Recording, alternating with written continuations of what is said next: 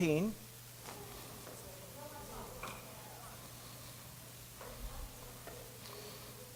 now that I tell that story, I may have been the bad guy in that story.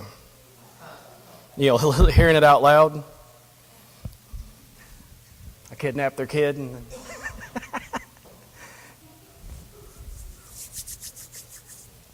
All right, John 3:19. It says, "This is the verdict. Light has come into the world, but men love darkness instead of light, because their deeds were evil." So here we have John comparing Jesus to the light. And we have men who love darkness because their deeds were evil. So, like I said, this sets up in my mind, automatically there's a light versus dark thing here. Here we have Jesus that's come to the world. And like I said, you go a few verses back, you find out that Jesus, or God sent His only Son, Jesus, to die on the cross, and He came here to serve and do all these great things, to save us from our self. And He came on this earth to serve and to teach, and what do? We reject Him. And I say we, I'll speak for me.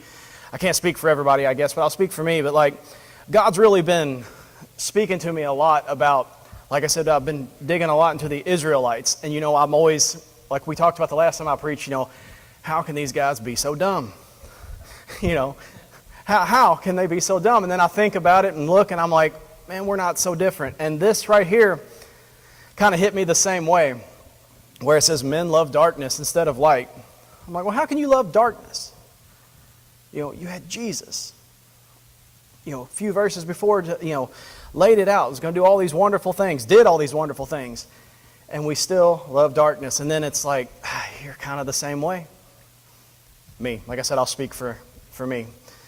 That sometimes we love the darkness a little more than the light. So like I said, John calls Jesus the light. Men love darkness. So, like I said, it sets up this verses thing, and I don't think it's a secret anymore that I'm a big sports guy, and Coy's banned me from talking about sports, so he's not here. So this sets up to me as a kind of like a UFC kind of battle. I love UFC. We used to buy the pay-per-views, have people over and watch these guys, and girls now fight. And before they fight, there's always the tale of the tape. We get to find out how much this guy weighs and how much this guy weighs and what's his reach. What is his skill set? Is he a jiu-jitsu guy? Is he a taekwondo guy? Is he a striker? Does he like to grapple? We find out these things pre-fight, so that we can pick our favorite guy. Are you going to like the guy that's the striker that'll stand in and punch people, or the guy that's going to go to the ground and choke you out? So light represents truth, goodness, safety, life, and divine presence. And then we have darkness. It represents spiritual blindness, sorrow, pain, sickness, and death. So right off the bat, the tail of the tape, darkness isn't looking so good.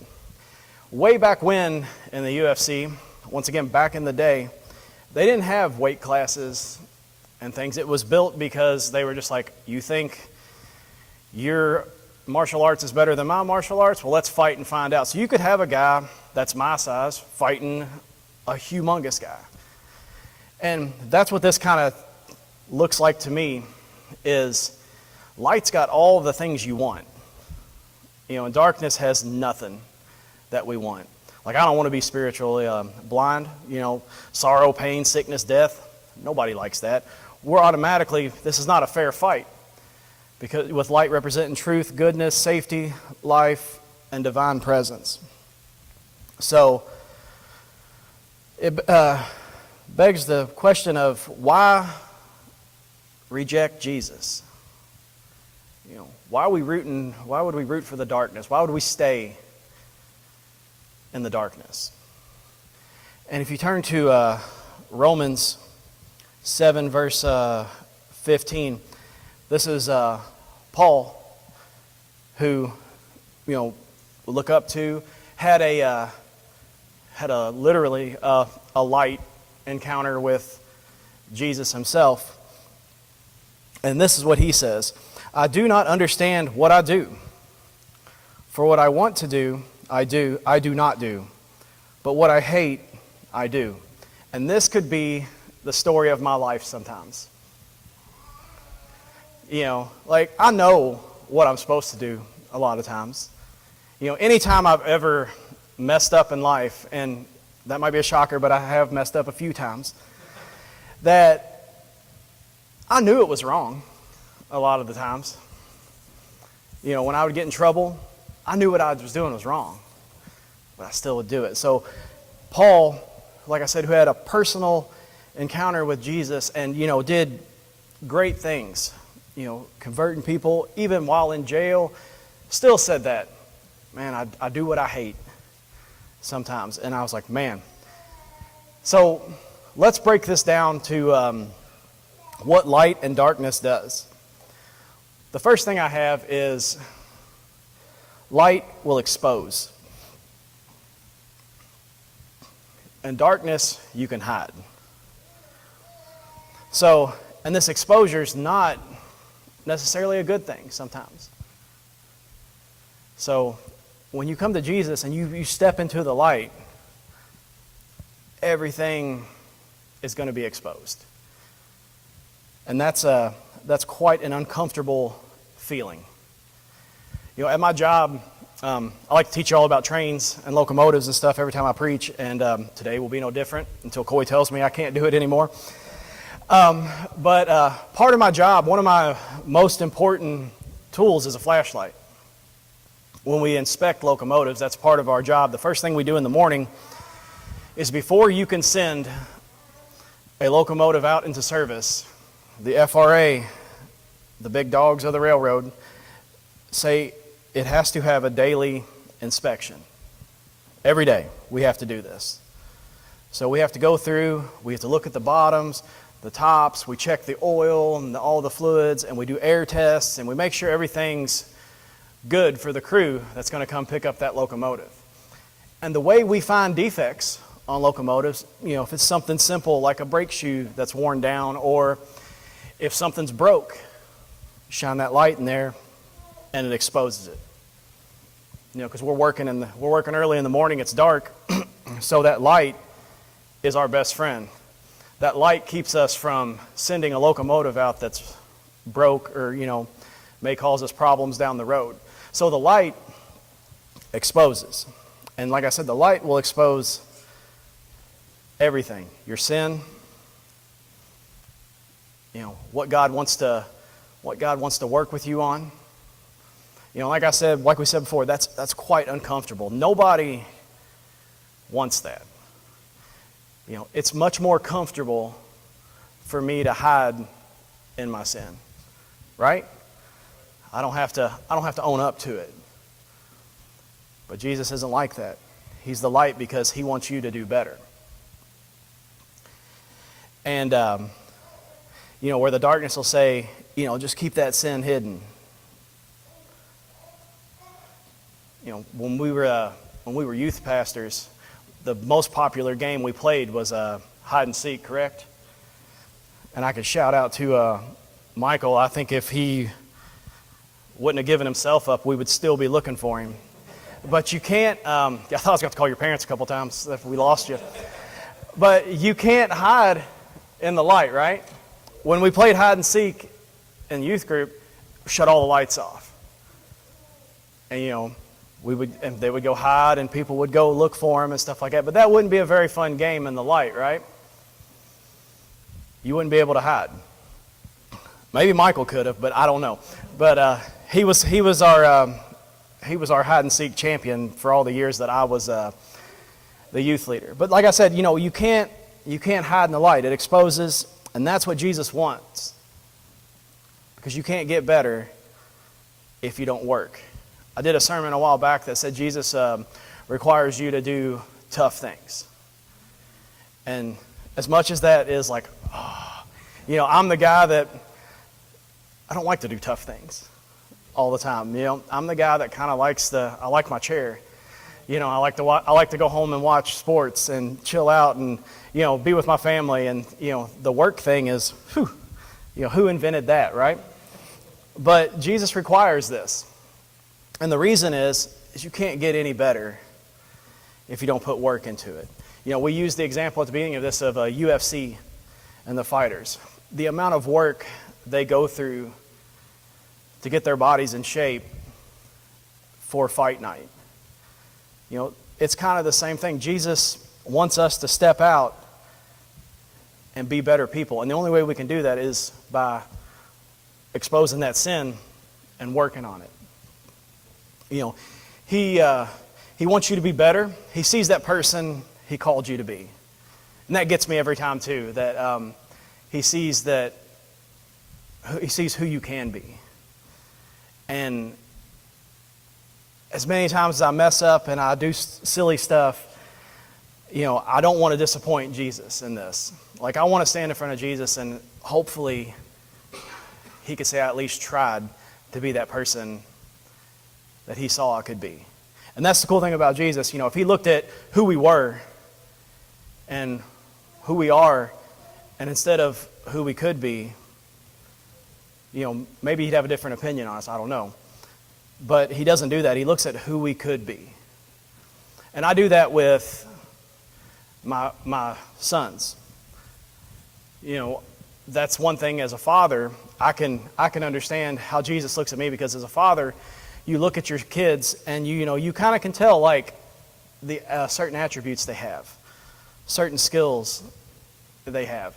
And as a father, all I want to do is feed into those skills and help them to use that stuff for the Lord. Every morning I text my kids, and I'm sure they get really tired of it, but I text them the same thing every day, over and over. And it's be the man God called you to be. First thing in the morning when they're going to work or going to school or whatever they're doing, I want to remind them of that. Is be the man God called you to be. That, Noah's flipping through the millions of text messages I sent. But that's important to me because that's what Jesus has done for me. He tells me, be the guy I called you to be. Be that guy. It might be uncomfortable. And it might require a little bit of work, or maybe a lot of work. But it's worth it. Because at the end of the day, if I can look at Jesus and say, I tried, I did my best, I ran that race, and I did the best I could to be the guy you called me to be. I think that's all he wants. In Psalm 36:9 it says, "For you are the fountain of life, the light by which we see." Jesus is the guy that lights our way. So the second thing, I think that, or I believe that we have going against us in the light, it not only exposes, but like we talked about, it requires you to change. And that's tough too. We've all worked with that guy or girl, or maybe it's you. It could be me sometimes too, that doesn't like change. I can be that guy sometimes. Like I said, I'll talk about me. Is I can be that guy a lot of times. And where I work, we're really good about changing rules quite a bit. We did this for 10 years. Let's do it different now. And you're always just like, really? What happened those last 10 years? Was it not working? So I can fight against this quite a bit sometimes. Jesus requires change. Because like I said, he sees who you could be. So he doesn't call you to be that guy that you are.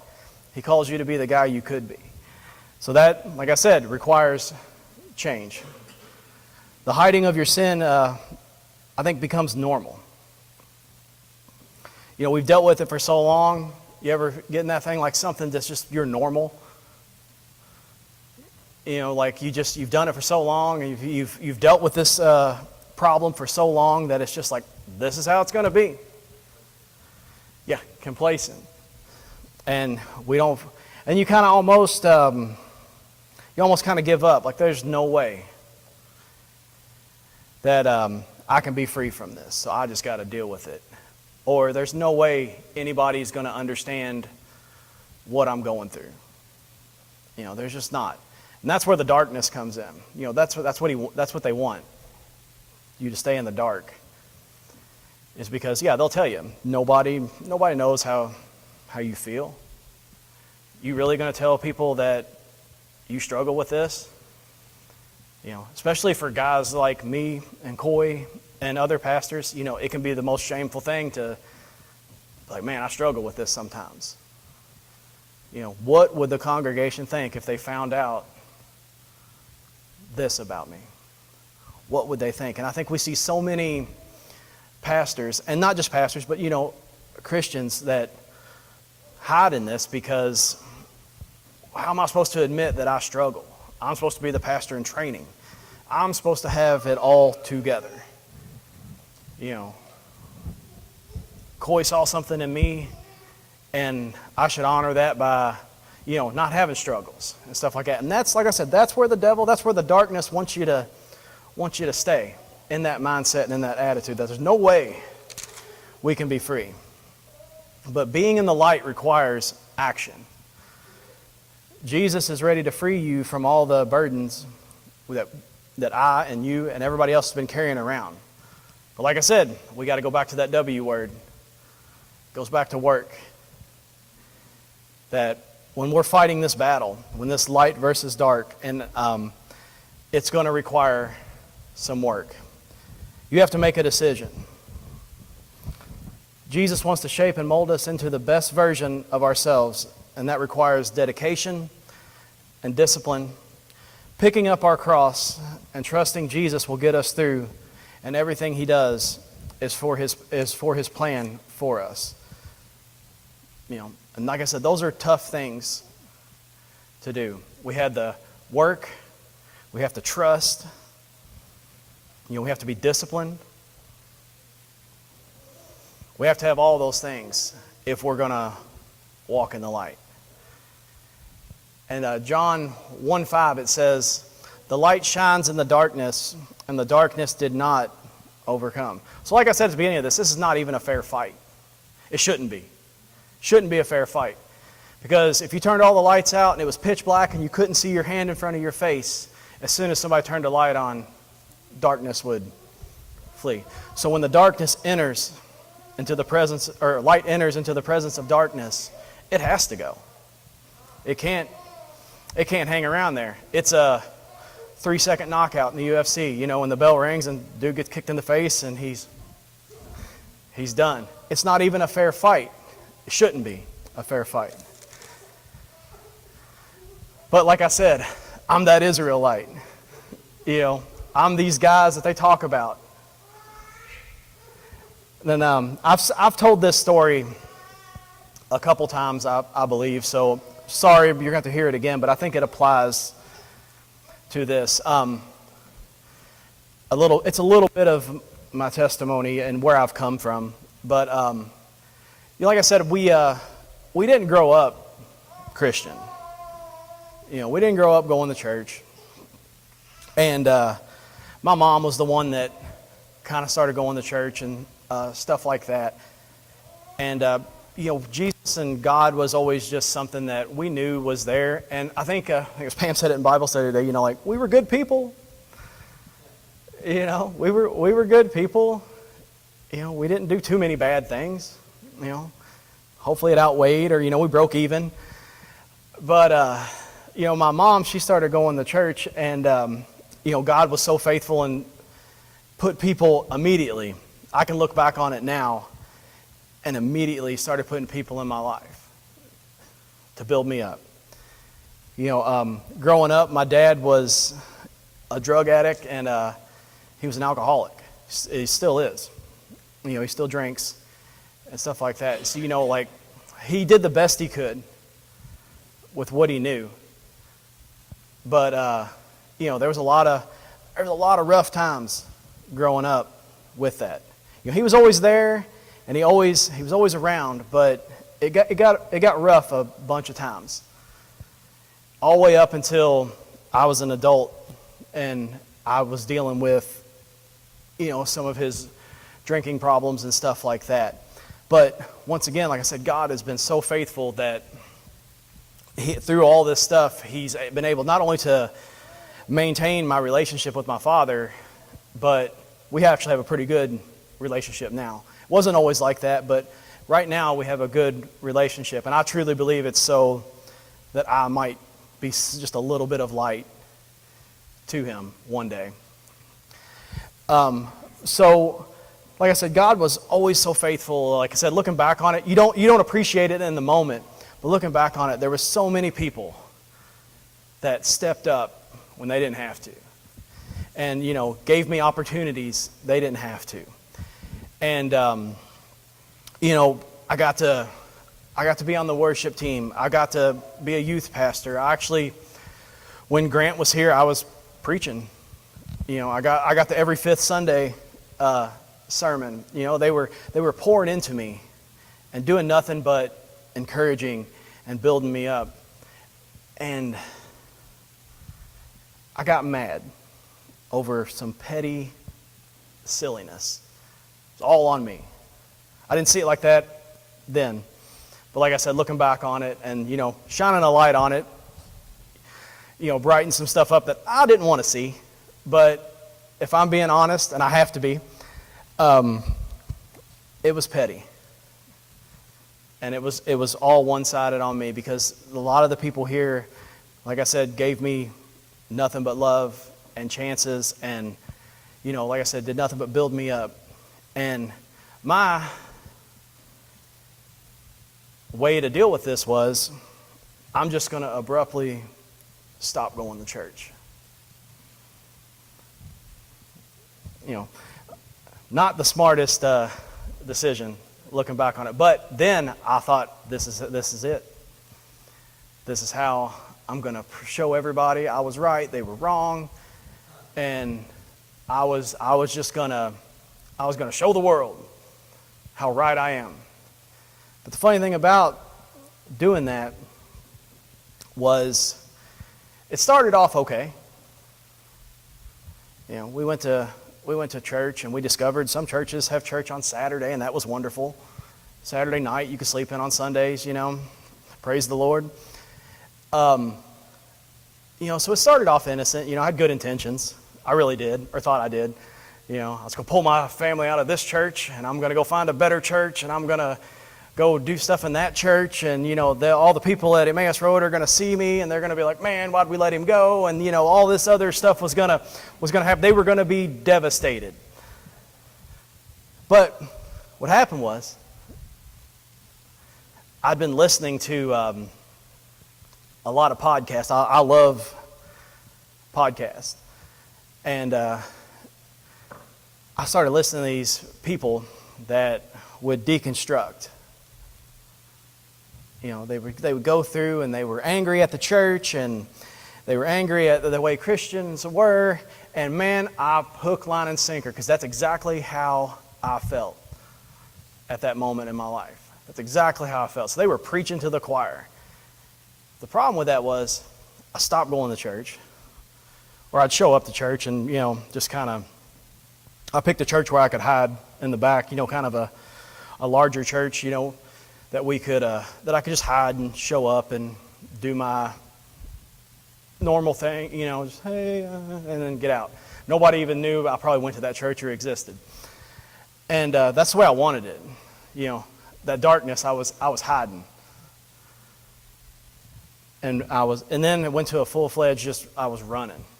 And like I said, I thought I was so much smarter than everybody. I was going to figure this out. And this took me down a trail where it eventually got to the point where I didn't know if I bought into this Jesus thing anymore.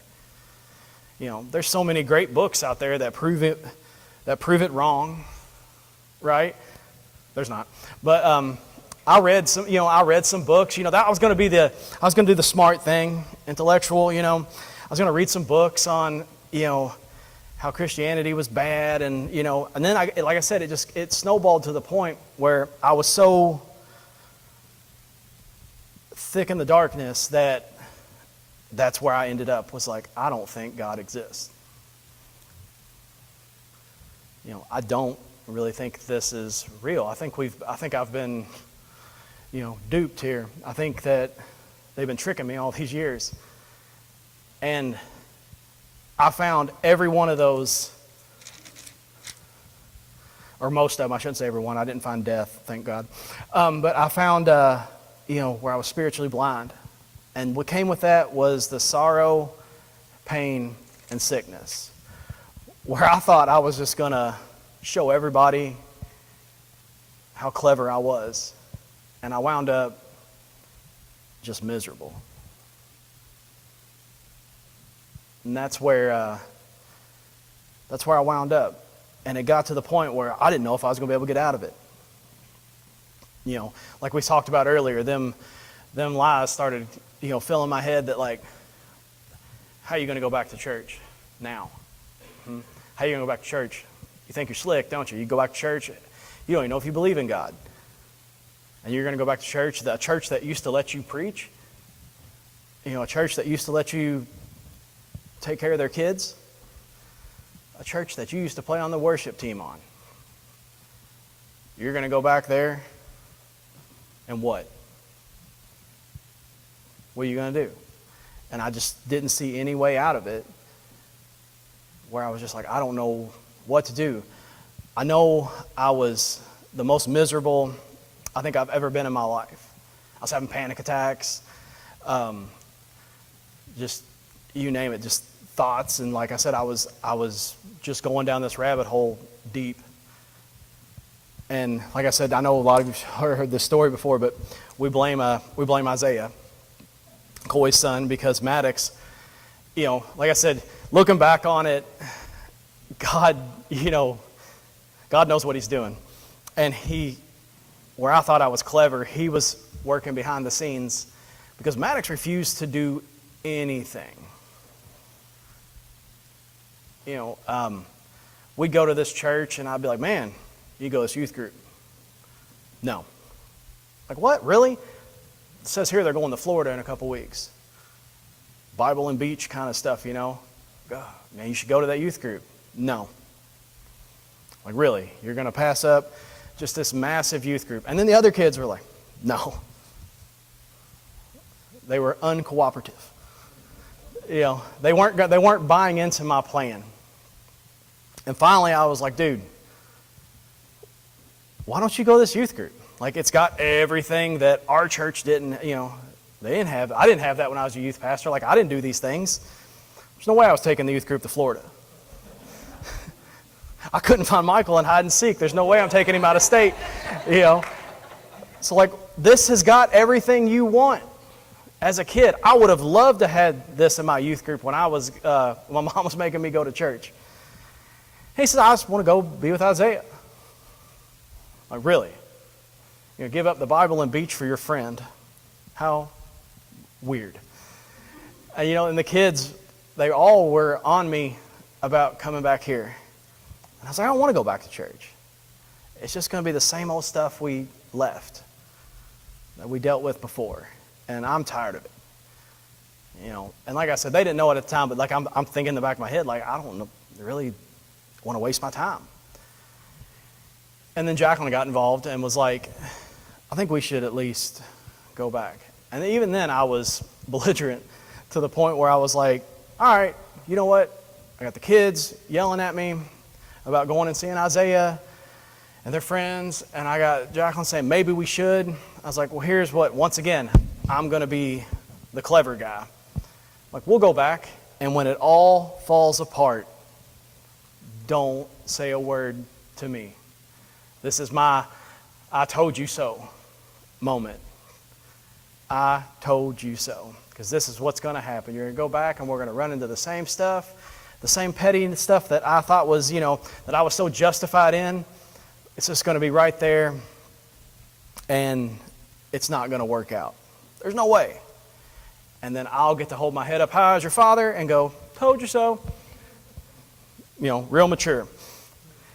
So we went back, and, like I said, I just kind of sat back there where Nate's at, and, Didn't do the first few weeks. It was just waiting for something just to mess up. Any little thing that wouldn't go right in a service. Well, see, told you guys. But you wanted to go back to Emmaus Road Church. You know, this is on you guys. Remember, you know, hope you and Isaiah are happy together.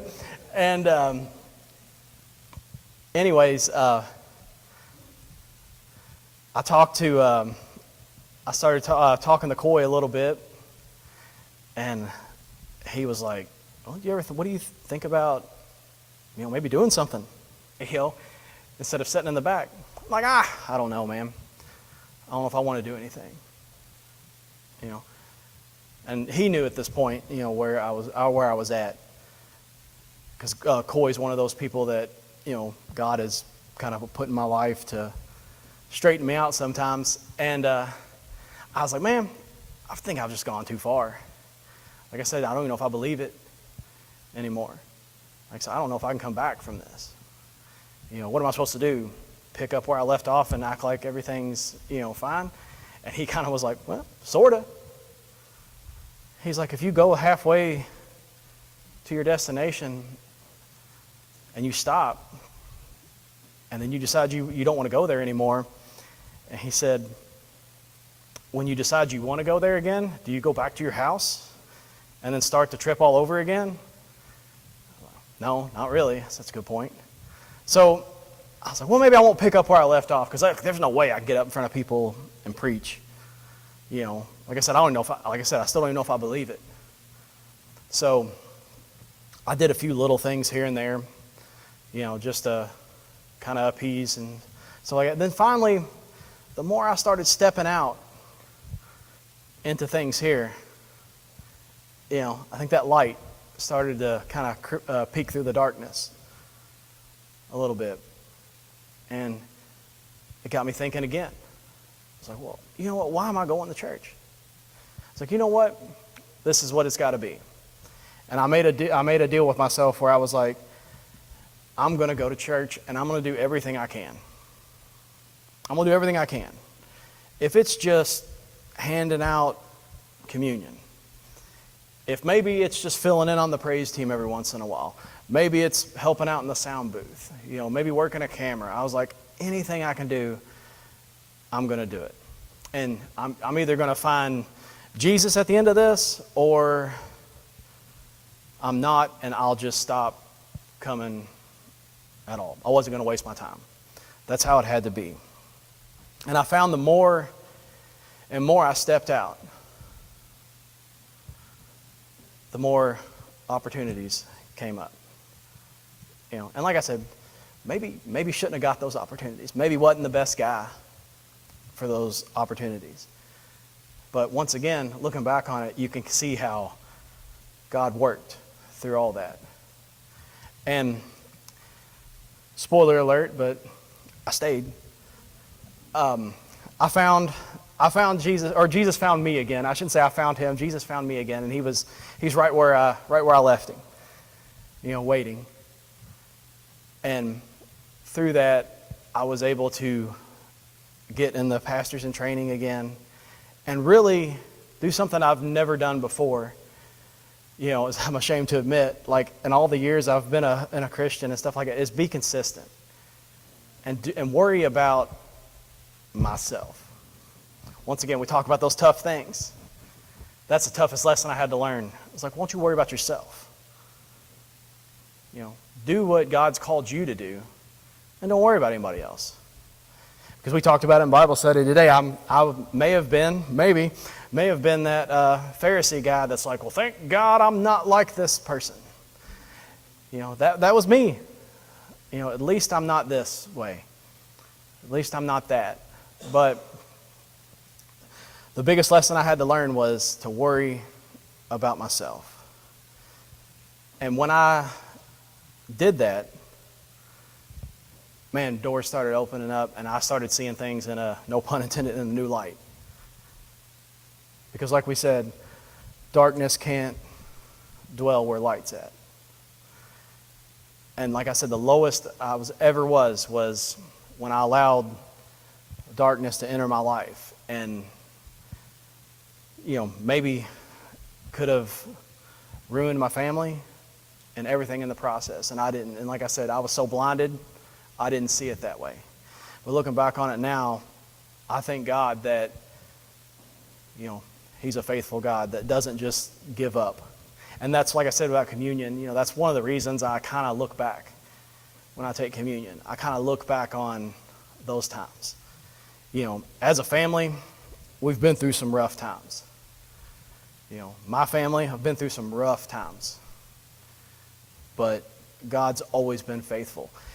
And when we walk in the light and we allow Jesus to work in our lives, I can look back on those things that were a struggle and were, horrible at times and say, I think I'm better because of it.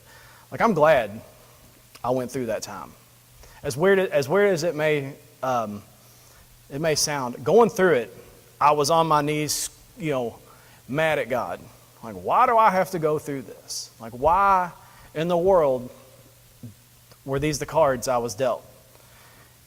Why do I have to be the one that struggles? Why can't I have the good life?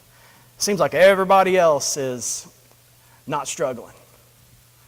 I'm the only one out here struggling. And I did that for a while. But looking back on it, I thank God for it.